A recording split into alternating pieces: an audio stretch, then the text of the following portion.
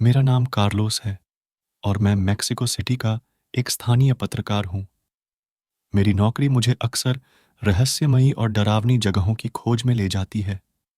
इस बार मुझे एक कहानी के लिए दुनिया की सबसे भयानक जगहों में से एक ला इस्ला डे लास मुनेकास गुड़ियों का द्वीप जाना पड़ा। यह यात्रा मेरे जीवन की सबसे भयानक और अविस्मरणीय यात्रा बन गई। इस कहानी में मैं अपने दृष्टिकोण से उस डरावनी रात के अनुभव साझा करूंगा जिसने मेरी आत्मा को झकझोर कर रख दिया।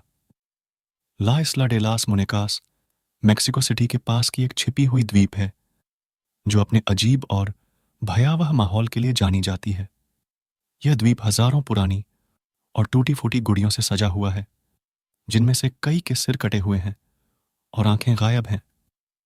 इस द्वीप की शुरुआत 1950 के दशक में डॉन जूलियन सैंटाना ने की थी, जब उन्होंने यहाँ एक बच्ची की आत्मा को संतुष्ट करने के लिए गुड़ियों को टांगना शुरू किया था, जिसकी कथित तौर पर यहाँ एक नहर में डूबने से मौत हो गई थी। डॉन जूलियन का मानना था कि बच्ची की आत्मा शांति में नहीं थी और उसने अपने खेतों में गुड़ियों को टांगना शुरू किया ताकि आत्मा को खुश कर सके। समय के साथ यह द्वीप स्थानीय और पर्यटकों के लिए एक डरावनी जगह बन गया, जहां हर कोने में गुड़ियों के फटे पुराने चेहरे डरावना माहौल बनाते हैं। एक ठंडी और धुंधली शाम मैं अपनी टीम के साथ गुड़ियों के द्वीप पर एक विशेष रिपोर्ट तैयार करने गया। हमारी योजना थी कि हम रात भर वहां रहेंगे और कैमरे पर कुछ अजीब गतिविधियों को कैद करेंगे। हम एक छोटी नाव में बैठकर द्वीप की ओर रवाना हुए। नाव में बैठे हुए मैंने सोचा कि यह सिर्फ एक और डरावनी कहानी होगी, परंतु वास्तविकता मेरी सोच से परे थी। जैसे ही हम द्वीप के करीब पहुंचे, हमें चारों ओर अजीब सी खामोशी और ठंडक महसूस होने लगी। हवा में अजीब सी नमी थी और दूर दूर तक कोई अन्य आवाज सुनाई नहीं दे रही थी।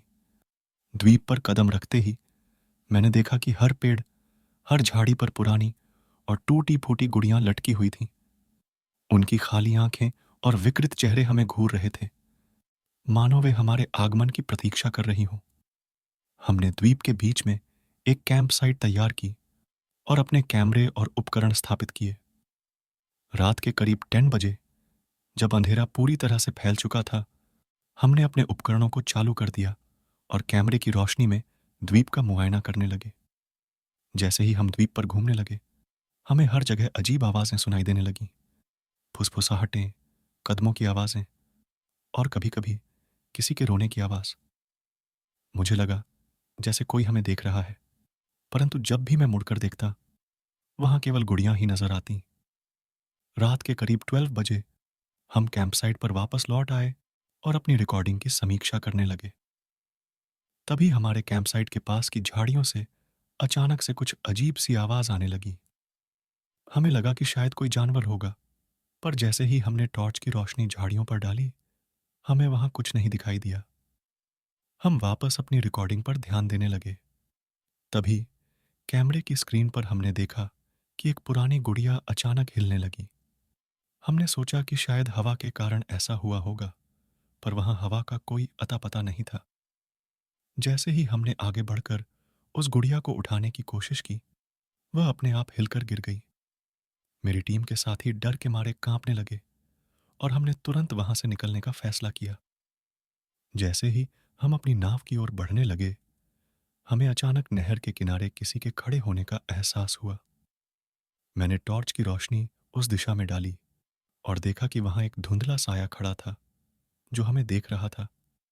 वह साया धीरे धीरे हमारी ओर बढ़ने लगा। मैंने अपनी टीम को तेजी से नाव की ओर भागने के लिए कहा, परंतु डर के मारे हमारे पैर कांप रहे थे। जैसे ही हम नाव के पास पहुंचे, वह साया गायब हो गया। हम जल्दी से नाव में बैठे और द्वीप से निकलने की कोशिश की। नाव में बैठते ही हमें अचानक महसूस हुआ कि नाव के चारों ओर पानी में हलचल हो रही है। जैसे ही हमने देखा, हमें एक और साया पानी से बाहर आते हुए नजर आया। वह साया एक छोटी बच्ची का था जो नहर के बीच में खड़ी थी। उसका चेहरा उदास और भयावह था। वह हमें देख रही थी और उसकी आंखों से आंसू बह रहे थे। मैंने महसूस किया कि यह वही आत्मा हो सकती है जिसके बारे में डॉन जूलियन ने बात की थी। उसकी आत्मा को शायद अब भी शांति नहीं मिली थी। हमने जल्दी से नाव को किनारे तक पहुंचाया और वहां से निकल गए। अगले दिन हमने अपनी रिपोर्ट में उस रात की घटनाओं को विस्तार से लिखा। हमने महसूस किया कि इस दुनिया में कई रहस्य हैं जिन्हें हम समझ नहीं पाते। गुड़ियों का द्वीप आज भी मेक्सिको के सबसे डरावने स्थानों में से एक है। वह आत्मा शायद अब भी वहां भटक रही है और उसकी गुड़ियां उसकी पीड़ा की मूक गवाह बनी हुई है। मेरी यह यात्रा भले ही एक भूतिया कहानी की तरह हो, पर मेरे लिए यह एक सच्चाई है जिसे मैं कभी नहीं भूल सकता। लास मुनेकास की यह दास्तान मुझे हमेशा याद दिलाएगी कि इस दुनिया में कुछ रहस्य ऐसे होते हैं जिन्हें न तो हम समझ सकते हैं और न ही अनदेखा कर सकते हैं। अब जब भी मैं मेक्सिको सिटी में अपने कार्यालय की खिड़की से बाहर देखता हूं, मुझे वह डरावना द्वीप याद आता है और उसकी गुड़ियों की आंखों में बसी वह भयानक खामोशी।